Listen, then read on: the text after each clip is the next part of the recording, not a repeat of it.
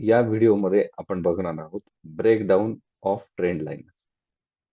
इथे आपल्याला दिसेल की या चार्टमध्ये ही एक ट्रेंड लाईन तयार झालेली आहे आणि या ट्रेंड लाईनचे या ठिकाणी ब्रेकडाउन झालेले आहे.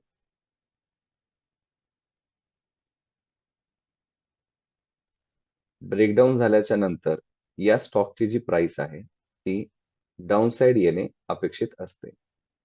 ट्रेंड लाईनचे ब्रेकडाउन झाल्याच्या नंतर त्या स्टॉकची प्राइस ही डाऊनसाइड येणे अपेक्षित असते.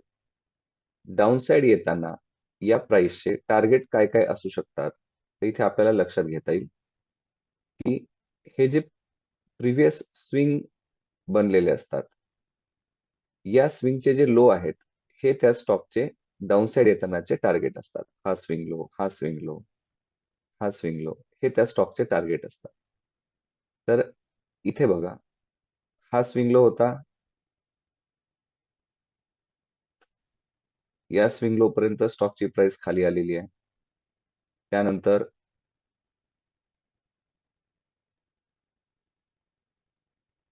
हा स्विंग लो होता. या स्विंग लो पर्यंत स्टॉकची प्राइस खाली आलेली आहे. त्यानंतर हा स्विंग लो आहे. या स्विंग लो पर्यंत स्टॉकची प्राइस खाली आलेली आहे.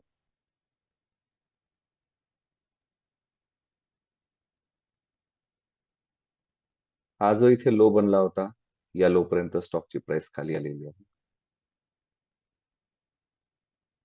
हा जो स्विंग लो बनला होता, या स्विंग लो पर्यंत स्टॉकची प्राइस खाली आलेली आहे.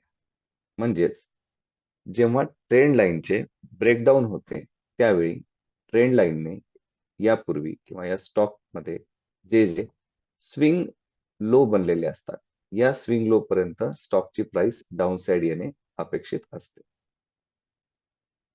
आपण अनालिसिस करणार आहोत तो स्टॉक आहे झेन्सर टेक्नॉलॉजीज लिमिटेड. या स्टॉकमध्ये ही ट्रेंड लाईन बनलेली आहे आणि या ठिकाणी त्या ट्रेंड लाईनचे ब्रेकडाउन झालेले आहे. ट्रेंड लाईनचे ब्रेकडाउन झाल्यानंतर त्या स्टॉकची प्राइस ही डाऊनसाइड जाणे अपेक्षित असते.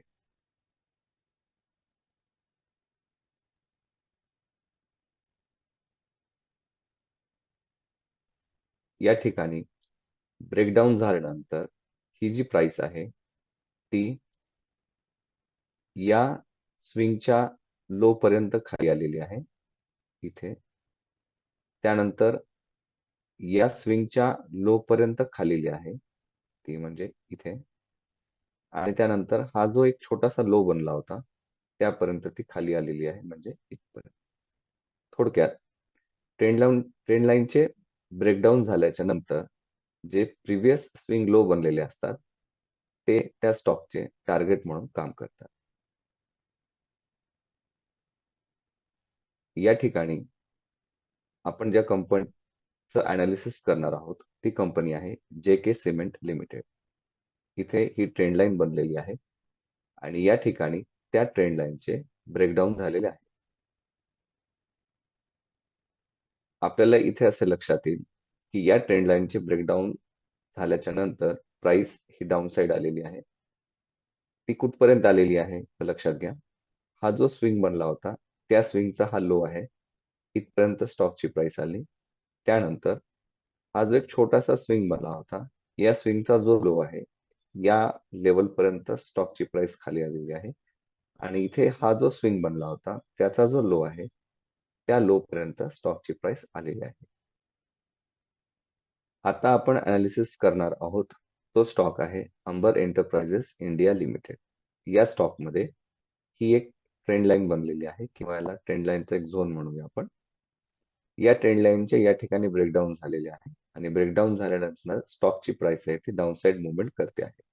ही कोणत्या लेवलपर्यंत डाऊनसाइडची मुवमेंट करते तर इथे आपल्याला लक्षात येईल ब्रेकडाउन झाल्याच्या नंतर या स्विंग लो पर्यंत स्टॉकची प्राइस आलेली आहे,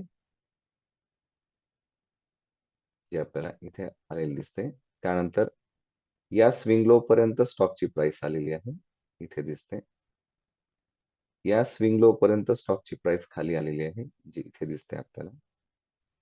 या छोट्या स्विंग लो पर्यंत स्टॉकची प्राइस आलेली आहे की जी इथे दिसते आपल्याला आणि या छोट्याशा स्विंगच्या लो पर्यंत स्टॉकची प्राइस आलेली दिसते आपल्याला. आता आपण जो स्टॉक बघणार आहोत तो स्टॉक आहे Aditya Birla fashion and retail limited. या स्टॉकमध्ये ही ट्रेंड लाईन बनलेली आहे आणि या ठिकाणी त्या ट्रेंड लाईनचे ब्रेकडाऊन झालेले आहे. ब्रेकडाऊन झाल्यानंतर या स्टॉकची प्राइस डाऊनसाइड येणे अपेक्षित असते. या ट्रेंड लाईनचे ब्रेकडाऊन झाल्यानंतर स्टॉकची प्राइस खाली आलेली आहे. ती कुठपर्यंत आलेली आहे? हा जो स्विंग आहे या स्विंगच्या लो पर्यंत म्हणजे इथपर्यंत खाली आली होती.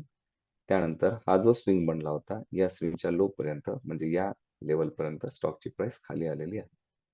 या स्टॉकची प्राइस अजून हा स्विंग लो, हा स्विंग लो, हा स्विंग लो इथपर्यंत खाली येऊ शकली असती या लेवल पर्यंत, या लेवल पर्यंत.